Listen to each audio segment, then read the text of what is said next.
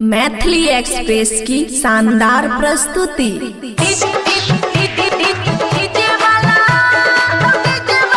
खुशी recording studio बलुआहा।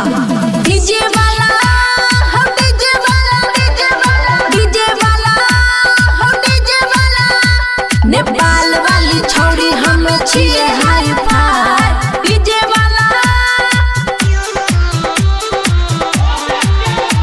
नेपाल वाली छौरी हम छिए हाई फाई डीजे के दो होने वॉल्यूम बढ़ाई। डीजे वाला हम डीजे वाला डीजे वाला हम डीजे वाला। भतीजवा के मौसी वाला गाना गा बजाए डीजे के दो होने वॉल्यूम बढ़ाए। क्या नाम है आपका? क्या नाम है आपका? डीजे वाला डीजे वाला डीजे योगेंद्र हरिभिट्टा। डीजे वाला के कोरसी करब न हेला जिसरम चढ़ल जवानी हमर भेल छै गरम। भेल छै गरम भेल छै गरम के कोरसी करब न हेला जिसरम चढ़ल जवानी हमर भेल छै गरम। नाचत नाचत को हमर के तोड़ लेबै आय डीजे वाला दो होने वॉल्यूम बढ़ाए।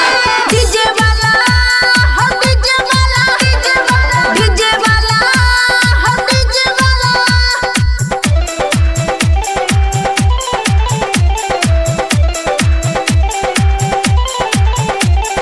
डीजे वाला हो डीजे वाला। खुशी रिकॉर्डिंग स्टूडियो बलुआहा।